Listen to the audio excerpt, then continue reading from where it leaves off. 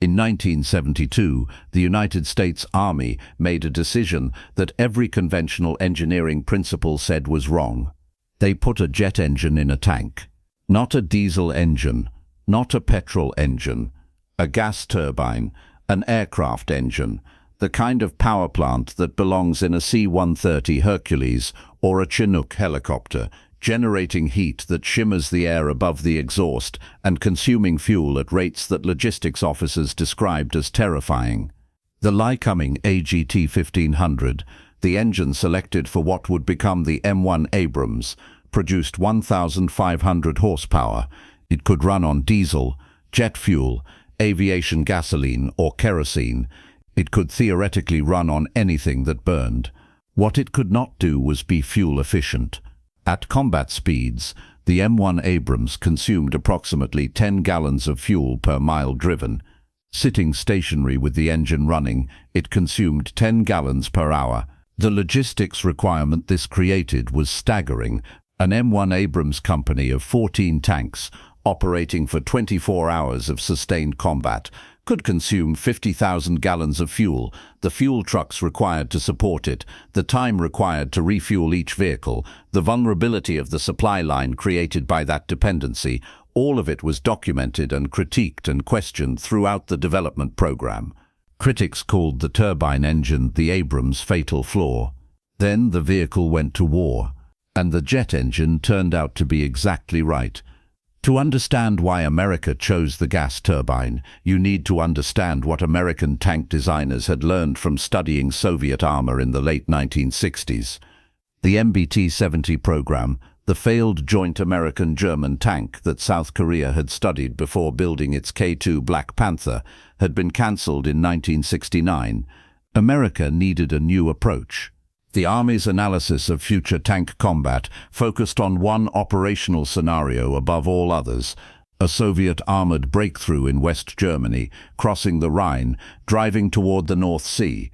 American tanks would need to respond to that breakthrough by moving large distances quickly, reinforcing threatened sectors, and fighting mobile engagements across terrain that favored the attacker. For that scenario, speed and acceleration mattered more than fuel economy. The AGT-1500 gas turbine accelerated the M1 Abrams from 0 to 20 miles per hour in 7 seconds. For a 67-ton vehicle, that was extraordinary. The Leopard 2 and Challenger 2, both diesel-powered, could not match that acceleration. The gas turbine's power-to-weight ratio was higher than any diesel engine available in the early 1970s for the same weight, more power in the same installation space. The gas turbine was also quieter at idle than diesel engines, and at combat speeds the ambient noise of the battlefield masked the turbine's distinctive whine. And the gas turbine was simpler in some ways than a diesel: no spark plugs, fewer moving parts. The reliability record of helicopter turbines in Vietnam suggested it could be maintained in field conditions. The fuel consumption was the price of everything else. America accepted it. The M1 Abrams that entered U.S. Army service in 1980 was built around the AGT-1500 and around a second major technological decision: the armor.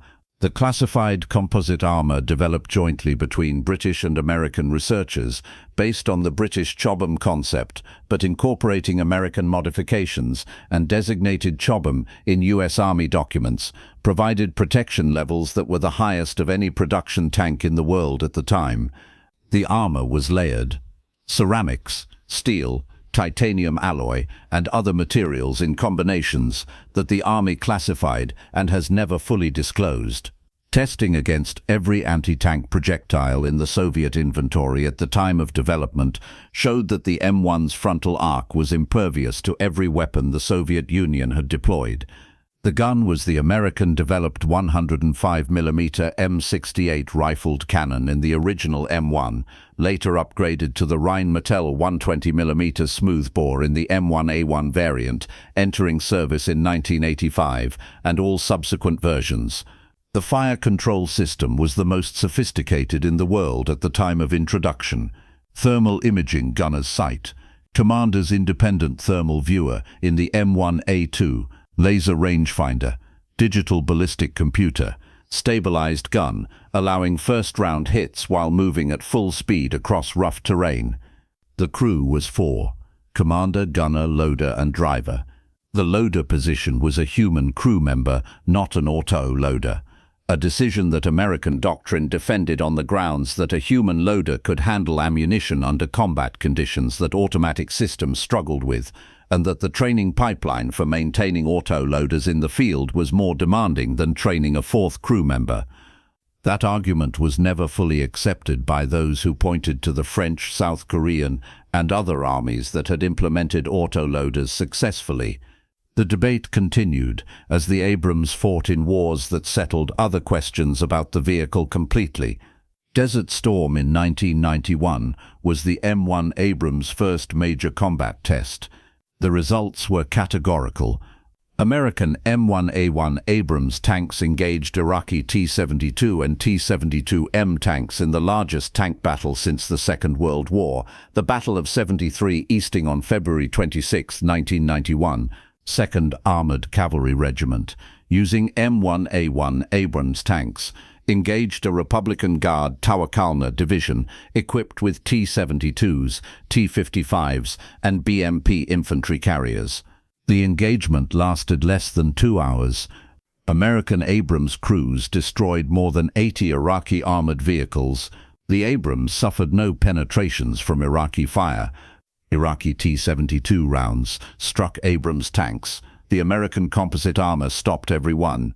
In the entire Gulf War ground campaign, not a single American soldier died inside an M1 Abrams from enemy fire through the hull.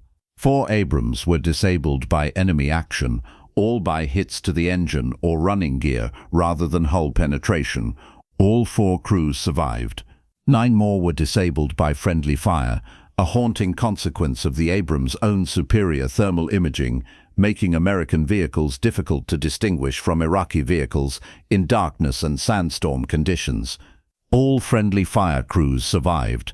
The fuel consumption that critics had called a fatal flaw was managed through a logistics chain that the American military built specifically around the Abrams requirements. It was expensive, it was demanding, it worked. Iraq again from 2003, Afghanistan. The Abrams fought in Fallujah, in Baghdad, in Mosul, in Kandahar. Urban warfare was not the M1's intended environment. The 120mm guns over penetration in urban settings, where rounds passed through multiple walls and endangered civilians beyond the intended target, required tactical adaptation that crews developed in the field. The vehicle's weight created problems on bridges and in irrigation systems designed for lighter loads, but the protection held. Through more than 2 decades of combat operations in Iraq and Afghanistan, no American soldier died inside an M1 Abrams from enemy fire penetrating the hull. Improvised explosive devices destroyed Abrams, RPGs disabled them, anti-tank missiles struck them. In every case where the vehicle was catastrophically damaged, the crew survived. The jet engine consumed fuel at rates that kept logistics officers in permanent crisis management. The crews who depended on that engine for the speed to escape ambushes and the acceleration to close with threats had a different assessment. The engine worked when they needed it. Ukraine. The Biden administration announced M1 Abrams deliveries to Ukraine in September 2023, several months after the first Leopard 2s and Bradley fighting vehicles had arrived.